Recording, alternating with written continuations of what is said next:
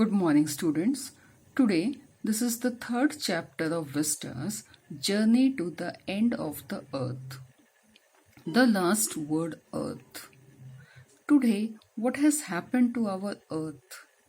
Yes, we all are feeling that. It's not in its very normal way. Something is different.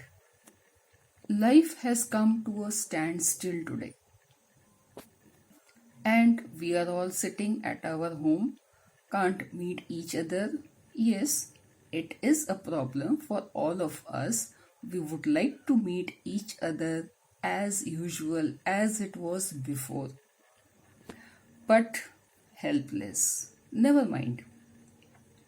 There are many things to come and go.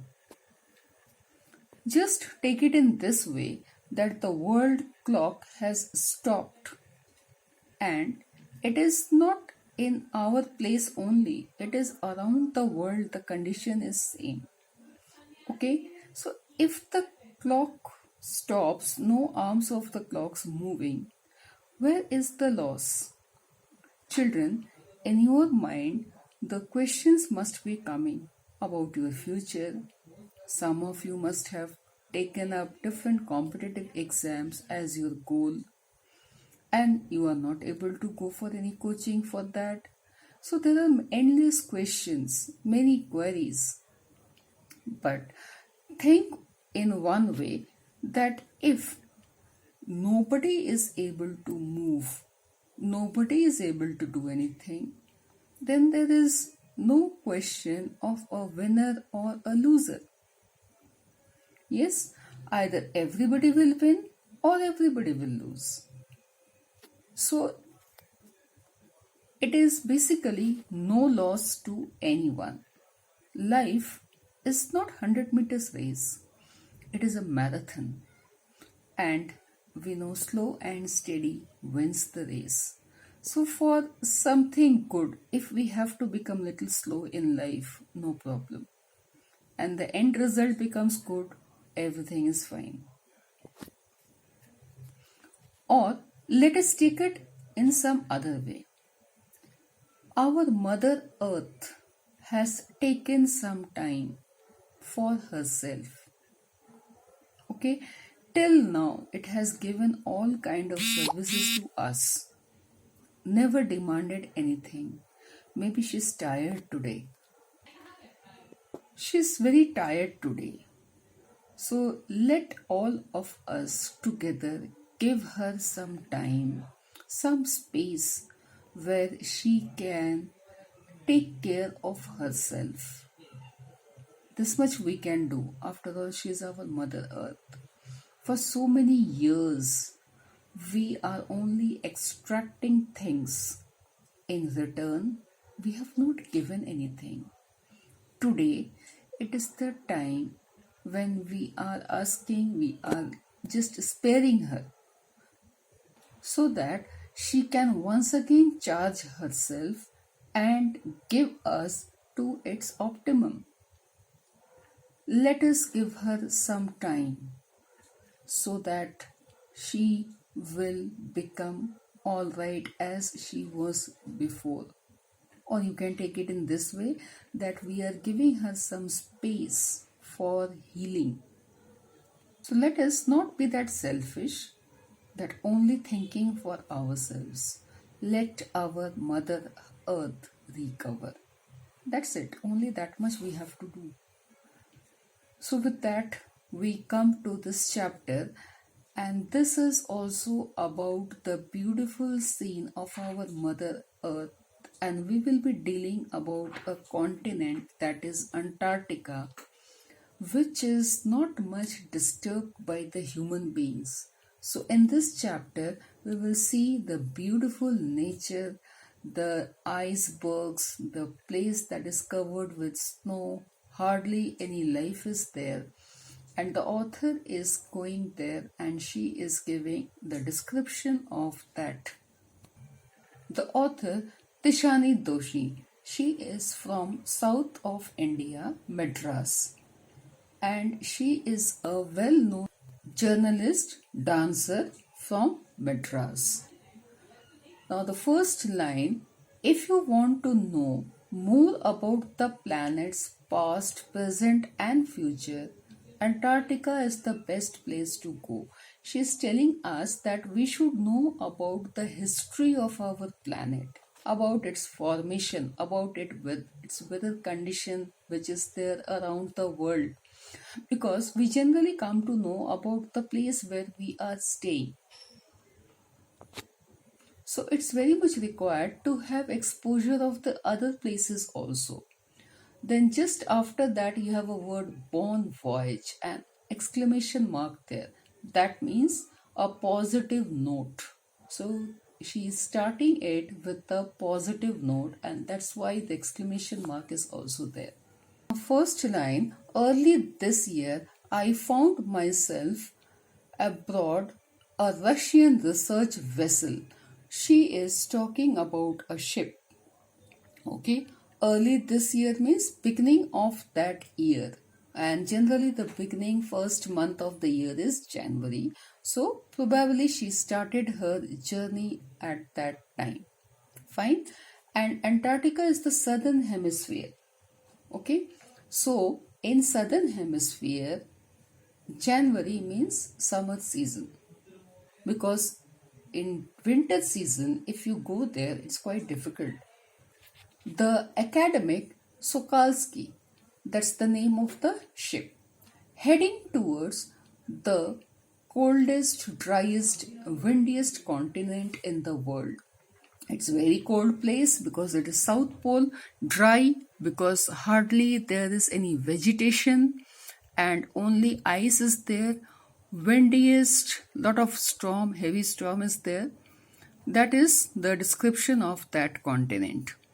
My journey began 13.09 degrees north of the equator. So she is starting her journey north of the equator, Madras, from northern hemisphere to southern hemisphere, and involved crossing 9 time zones, 6 checkpoints. Now, what is time zones? Like in Ranchi, we have a particular time. At the same time, if you go to Bombay, there will be some difference. If you go to London, there will be some other timing. And it keeps on changing according to the longitude and the latitude. Is it all right?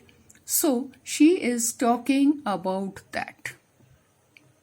So she had to come across 9 time zones, 6 checkpoints. That means you are leaving one zone, coming to the other zone, again leaving that, coming. 3 water bodies, that means oceans, and at least as many ecospheres, means different environment, because it was a very long journey and change of weather condition. Madras, it is hot place. From there, going to polar region, which is very cold. So she is giving that experience here.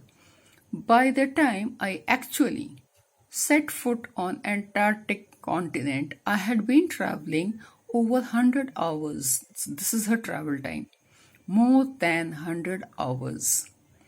And what was the combination? That is car, aeroplane, and a ship.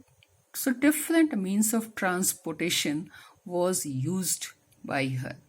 So my first emotion on facing Antarctica's expansive white landscape and uninterrupted blue horizon was relief. Okay, white landscape. The meaning is covered by snow because it's a very cold place. Fine. Uninterrupted blue horizon. Now, what is the meaning of the word horizon? It is a place where you feel that the sky and the land is meeting, but actually, there is no such place like that. It is just a feeling. All right. Was relief. Now, she is feeling very comfortable after that tiring journey of 100 hours. At least I landed to some place. Followed up with an immediate profound wonder, profound deep wonder, amazing.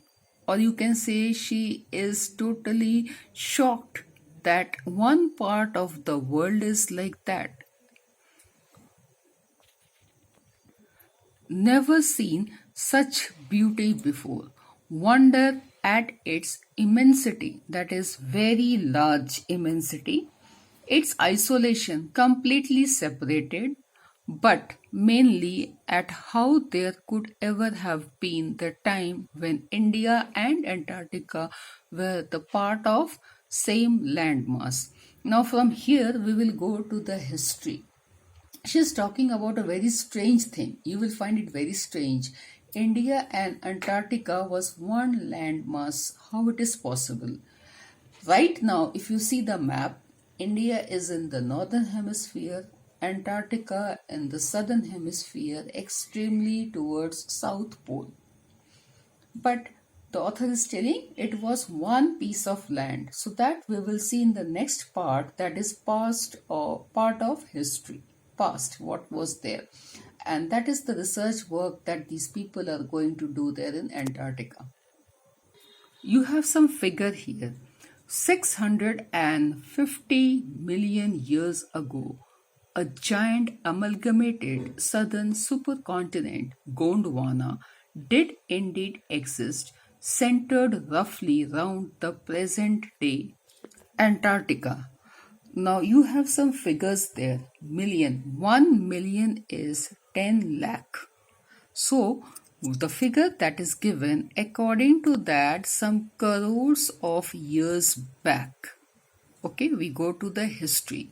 Some crores of years back, you have South America, Africa, India, Antarctica as one unit, as one piece of land, and that is called together Gondwana according to the text.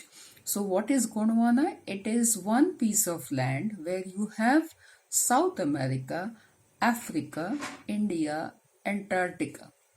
Is it all right? So you just have to imagine this because it is not there in the map that you have today. And slowly it got separated into different pieces of land. Okay, and that is why you have in the map today as South America, Africa, and India. But everything was in the southern hemisphere. India came towards northern hemisphere. So something very strange, you just have to imagine that. Things were quite different then. Humans hadn't arrived on globe. Now human beings were not there. Alright, and the climate was much warmer because Antarctica was not there in the South Pole. So it was a warm place. Okay, hosting a huge variety of flora and fauna. That means we are talking about variety of plants and animals before human beings came. For 500 million years, Gondwana thrived. That means it existed, it grew, it flourished. So things were like that, and lots of plants and animals were there. But around the time when the dinosaurs were wiped out, dinosaurs, as we all know, they used to exist long time back, but today they are not present. Wiped out, finished, and the age of mammals got underway. Mammals, human being is also one of the mammal. So after that, mammals came, and the landmass was forced to separate. Forced to separate means that unit of land which was known as Gondwana, it got separated. Okay, shaping the globe much as we know it today. So now today what we have in the map, it was after the separation. Before that it was as one unit. To visit Antarctica now is to be a part of that history, to get a grasp of where we have come from and where we could possibly be heading. So now visiting Antarctica is that original piece of land from where we have come. And now where we will go ahead in our life. It is to understand the significance of Cordilleran folds and Precambrian granite shields. Cordilleran here, it's a mountain range that existed there. Precambrian granite shields means long time back. That is Precambrian, millions of years back. Granite, the type of rock, shields, ozone and carbon, evolution and extinction. So, long time back, the structure of the landform, mountains, rocks, evolution means that came into existence, and extinction means that disappeared. Fine. So, long time back, what were the landforms, how it came into existence, how it disappeared. When you think about all that can happen in a million years, it can get pretty mind boggling. Mind boggling is unbelievable because the description that is given, it is something very strange, like we discussed about Gondwana just now. You will find it very difficult to believe that how it is possible. So that is why she is telling what has happened so many years back. Today it is unbelievable. Imagine India pushing northwards. Okay, everything was there in the southern hemisphere. Now it came to north.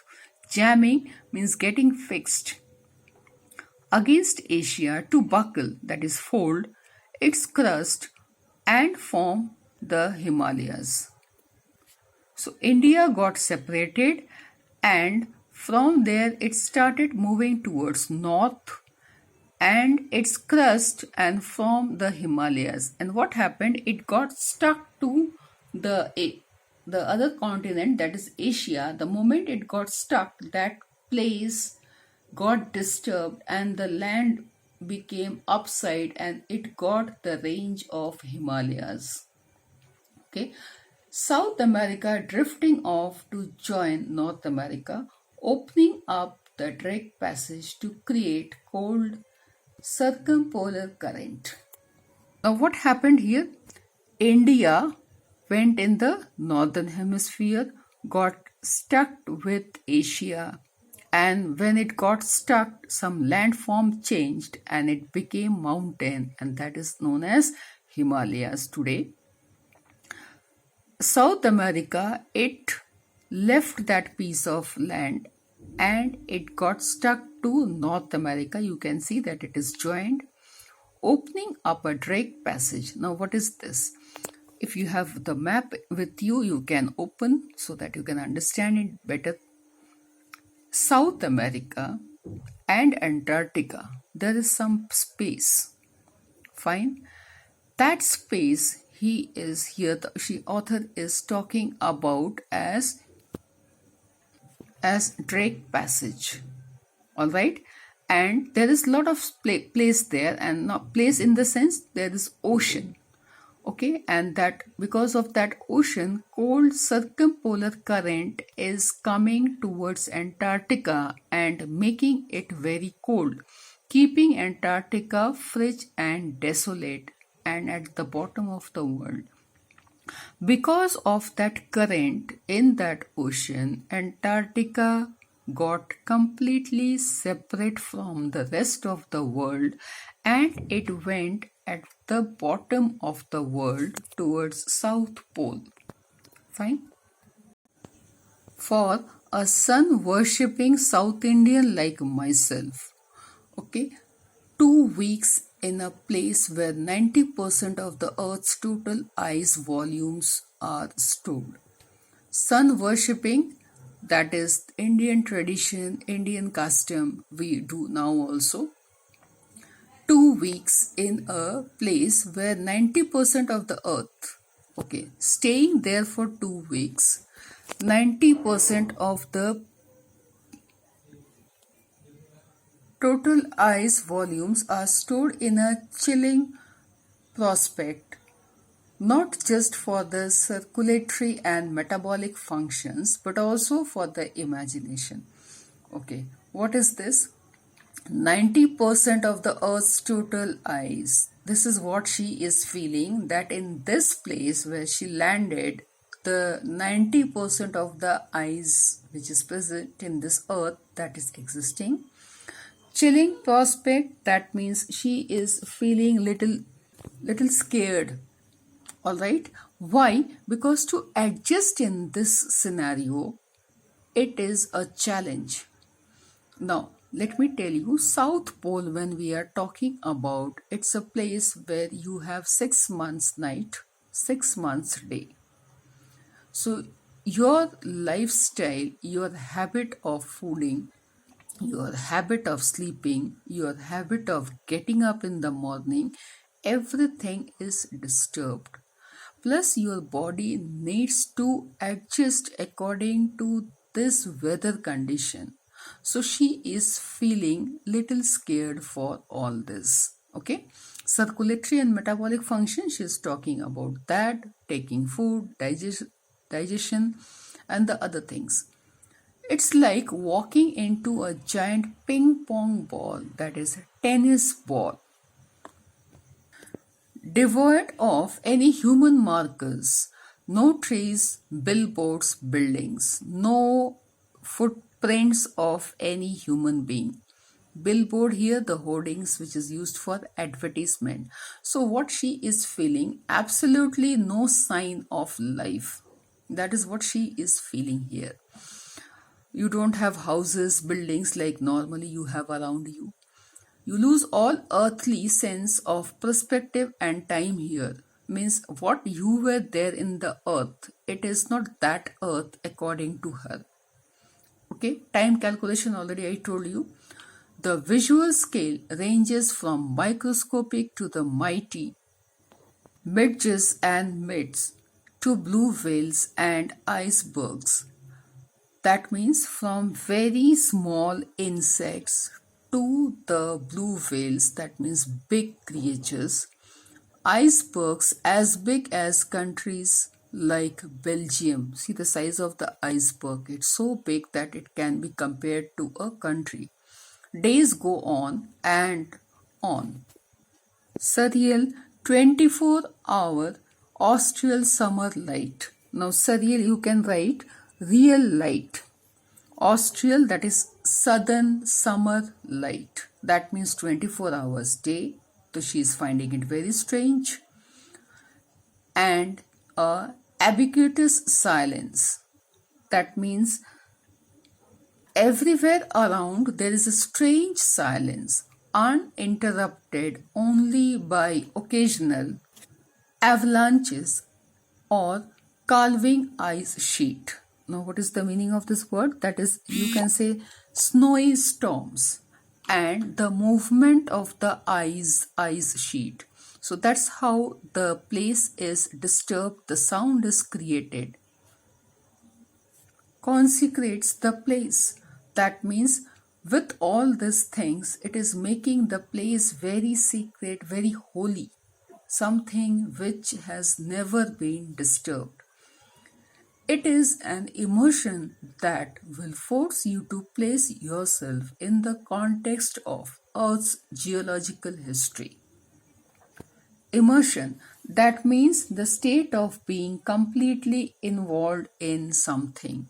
Okay, you completely devote yourself, and that will make you feel to study the geological history. For humans, the prognosis isn't good. Expectation is not good. Alright, human beings, wherever they go, yes, problems they create. Now, the next part of the chapter, human impact. Now, what is the impact of human beings on this earth? Okay, the author will focus on that. Human civilization have been around for a paltry 12,000 years.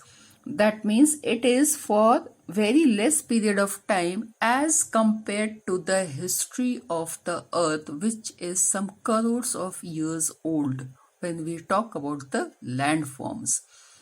Barely a few seconds on the geological clock. So if you compare to those crores of years, it is just few seconds. In that short amount of time, what human being has done. managed to create a ruckus, okay, etching our dominance over nature with our villages, towns, cities, megacities. Okay, when human beings came, so human beings came like problem, okay, etching our dominance. That means trying to give a deep impact of our dominance over nature. How? First we made village, then city, then mega cities. So slowly destruction, disturbing the nature. The rapid increase of, now the next thing is population increase, has left us battling with the other species. As population is increasing, the other species, they are struggling to survive, and our resources are being used. Now it has become limited. So when God created everything, gave us enough of resources, but because of overpopulation, the resources are becoming limited. And the unmitigated burning of fossil fuel has now created a blanket of carbon dioxide. Unmitigated, non-stop, without stopping. We are burning, we are using the resources of earth as fuels and so many things. And because of that excess of burning of all these things, what has happened? Carbon dioxide is around us, which is slowly but surely increasing the average global temperature. That is what we talk about global warming. The temperature is increasing. And if temperature increases, what will be the impact? The glaciers which are there in the polar region, they will start melting. If they melt, we will have excess of water in the ocean. The water level will go up, and places which are surrounded by ocean, they may get lost. Life will be problem there, okay, if the water level increases like that. So that is the problem of global warming. Climate change is one of the most hotly contested environmental debates of our time. Today everybody is worried for that if there is disturbance in our environment, we will face the consequences. That's a matter of discussion. Will the West Antarctic ice melt entirely? Just now, what I told you. If the ice melts, what will happen? Will the Gulf Stream ocean current be disrupted? That means the currents of the ocean. Fine. Here we are talking about ocean, that place where Mexico is there to Atlantica. That place, if any disturbance is there, the impact will be on Antarctica. Okay. So will that disturb it if the global warming is going up? Maybe, may not be. Always we should be positive. Okay. We cannot think of our destruction.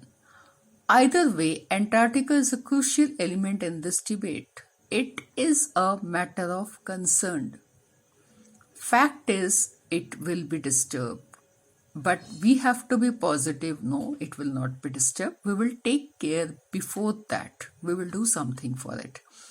Not just because it is the only place in the world which has never sustained a human population. That's the best thing. Why this place will not be disturbed, why this place will be protected? Because there is no human population. So there is no disturbance. Therefore, remains relatively pristine. That means pure in this respect, but more importantly, because it holds it in its ice cores 500,000-year-old carbon records trapped in its layers of ice. Not only that, it has got a lot of history inside that. The land is in its original position, in its natural position as it was left many years back. No disturbance. Okay? And because of that, under the ice, you have some carbon records trapped, means it is kept in very bad condition. Trapped, if you see the dictionary meaning, it is kept in very bad condition. Why it is trapped here? Because it is not disturbed. So every record is there in the layers of ice, which will help us in our study. If we want to study and examine the earth's past, present and future, because here the earth is in its pure form, so very easy to get everything and understand as compared to the places where we are staying, because here nothing is in pure form. We have done every destruction whatever we could do. So Antarctica is the place where you find everything in pure form, so you can do a comparative study. Students on ICE, the program I was working with. Okay, now we come to know that what is the project she is working on. That is Students on ICE. She is making a trip of students to those places which has not been explored till now. Shokhaski aims to do exactly this by taking high school students. Now she has got a trip and she is taking high school students, okay, to the end of the world so that they can see the most original form of the earth and they will understand it practically how the earth should be and how it is existing now where we are living, providing them with inspiring educational opportunities which will help them foster a new understanding and respect for our planet. Now, students, high school students, you can understand the age group, maybe 16 around. So, these students tomorrow they will become the future of every nation. Is it all right? From wherever they are going. So they will be the future of the nation if they understand the things there practically. Whatever stream they will select, they will go for the research of this purpose. So it will be very effective, very fruitful for those students because they are the future scientists, the future research scholars. And when they will understand, maybe they will work on the problem of global warming. It is been an operation for 6 years now. Okay, so for the past 6 years, this is happening, headed by a Canadian Geoff Green. Now we get another name who is the in charge of this. He is Geoff Green, who is Canadian. And before he used to take other people for the trip. Whom he used to take, we will see here, carting, that is carrying, celebrities and retired rich curiosity seekers who could only give back in a limited way. Now, this person, he used to take retired people, those who just want to go enjoy and come back from Antarctica, and these people, because they are grown up, they are old aged people, so they are not going to contribute anything to the research work, to the society. They will just go enjoy and come back. So Geoff Green, he was tired carrying such kind of people. That's why now he is changing his policy and he wants the young generation to go who will make the policy in future. Okay.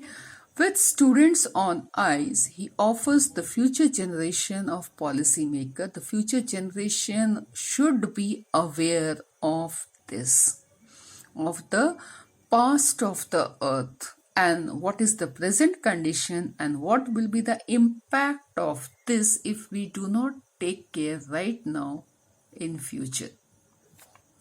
A life-changing experience at an age when they are ready to absorb, learn, and most importantly, act. Students will absorb, they will learn, and they will make some policy for the future. They will do the research work, find out some solution for what is happening now. Importantly, act means they will take a decision which will go in our favor.